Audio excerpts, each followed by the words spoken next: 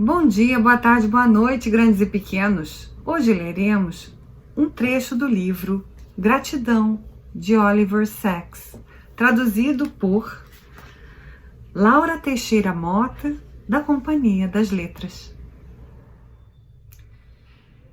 Noite passada sonhei com Mercúrio. Glóbulos enormes, brilhantes, ora subindo, ora descendo.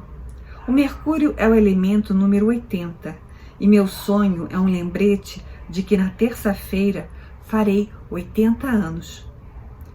Elementos químicos e aniversários andam ligados para mim desde menino, quando aprendi sobre os números atômicos. Com 11 anos eu podia dizer, sou sódio, elemento 11. E agora, aos 79, sou ouro. Alguns anos atrás, quando dei um frasco de mercúrio de presente a um amigo pelo seu 80º aniversário, num recipiente especial que não vaza nem se quebra, ele me olhou de um jeito esquisito, mas depois me enviou uma cartinha simpática, gracejando. Tomo um pouco toda manhã para a saúde. 80. É difícil de acreditar. Muitas vezes sinto que a vida está prestes a começar e percebo que está quase no fim. Minha mãe era a 16ª de 18 filhos. Eu era o caçula de seus 4 rebentos e quase o mais novo da penca de primos do seu lado da família. Também sempre fui o garoto mais novo da classe durante o ensino médio. Conservei esse sentimento de ser o mais jovem, apesar de agora ser uma das pessoas mais velhas que conheço. Pensei que morreria aos 41 anos, na ocasião em que sofri uma queda grave e quebrei uma perna quando subia sozinho uma montanha. Improvisei uma tala para a perna e consegui descer desajeitadamente a encosta, alavancando o corpo com os braços. Nas longas horas que se seguiram, fui assaltado por memórias, boas e más.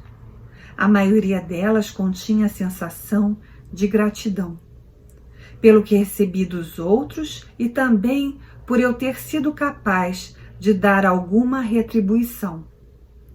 Tempo de Despertar, meu segundo livro, havia sido publicado no ano anterior. Beirando os 80, com esparsos problemas de saúde e cirurgias, nenhum deles incapacitante, me sinto feliz por estar vivo. Estou feliz por não estar morto. É uma frase que às vezes irrompe lá dentro de mim quando o tempo está perfeito. Em contraste com uma história que ouvi de um amigo que, ao caminhar por Paris com Samuel Beckett, numa manhã de primavera perfeita, lhe perguntou: um dia assim não te deixa feliz por estar vivo? Ouvindo em resposta: eu não iria tão longe. Sou grato por ter vivenciado muitas coisas, algumas fascinantes, outras horríveis, e por ter sido capaz de escrever uma dúzia de livros, de receber incontáveis cartas de amigos, colegas e leitores, e de desfrutar do que Nathaniel Hawthorne chamou de um intercurso com o mundo. Lamento ter perdido e ainda perder tanto tempo. Lamento ser tão angustiantemente tímido aos 80, quanto era aos 20. Lamento não falar outra língua além da materna, e não ter viajado ou vivenciado outras culturas de modo tão produtivo quanto deveria. Sinto que precisaria tentar concluir minha vida, seja o que for concluir uma vida. Alguns dos meus pacientes nonagenários ou centenários dizem: nunc dimittis. Tive uma vida plena, agora estou pronto para ir. Para alguns deles, Isso significa ir para o céu. É sempre o céu e não o inferno, embora Samuel Johnson e James Boswell estremecessem diante da ideia de ir para o inferno e se enfurecessem com David Hume, que não tinha essas crenças. Quanto a mim, não creio, nem desejo uma existência após a morte, exceto na memória dos amigos e na esperança de que alguns dos meus livros ainda possam falar às pessoas depois que eu morrer. W.H. Auden vivia me dizendo que achava que iria viver até os 80 e então ia se mandar. Viveu só até os 67. Lá se vão 40 anos desde que ele morreu, mas ainda sonho com ele, com os meus pais e com ex-pacientes. Todos se foram há muito tempo, mas são amados e importantes na minha vida. Aos 80, paira o espectro da demência ou do derrame. 1/3 dos meus contemporâneos está morto e vários outros com graves problemas mentais ou físicos vivem presos numa existência trágica e mínima. Aos 80, as marcas da decadência são demasiado visíveis. Nossas reações são um tanto mais lentas, os nomes nos fogem mais a miúde e cumpre administrar melhor as energias. Mas ainda assim, é possível nos sentirmos muitas vezes cheios de vigor e nem um pouco velhos.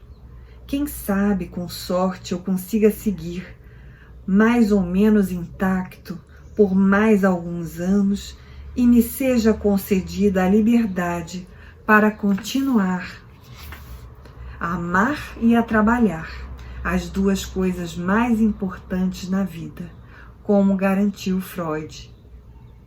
Quando chegar a minha hora, espero que eu possa morrer na ativa, como Francis Crick. Quando lhe informaram que seu câncer de cólon tinha voltado, de início ele não disse nada. Simplesmente olhou ao longe por 1 minuto, depois retomou o que vinha pensando. Ao lhe perguntarem sobre seu diagnóstico, algumas semanas depois, ele respondeu: tudo o que tem um começo deve ter um fim. Morreu aos 88 anos, ainda totalmente comprometido com seu trabalho mais criativo. Meu pai, que viveu até os 94 anos, costumava dizer que seus 80 anos tinham sido uma das décadas mais agradáveis de sua vida. Ele sentiu, como começo a sentir, não um encolhimento, e sim uma expansão da vida mental e da perspectiva. Nesta altura, já tivemos uma longa experiência de vida, não só da nossa, mas também da de outros.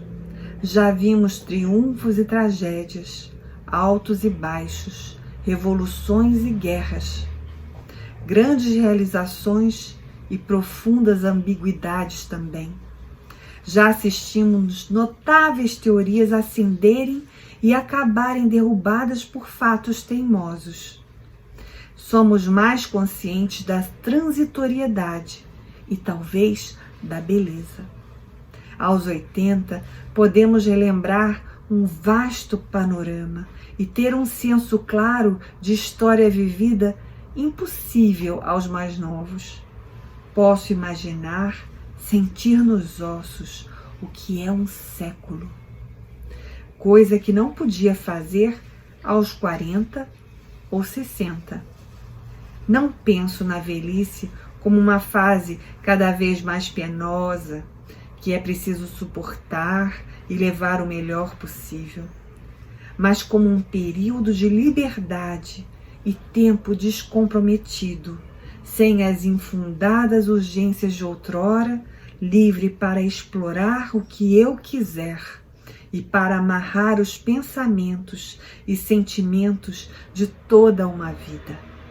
Não vejo a hora de fazer 80 anos. Essa foi a leitura de hoje. Se você gostou, deixe um like, se inscreva e compartilhe para ajudar aqui no canal. Até a próxima!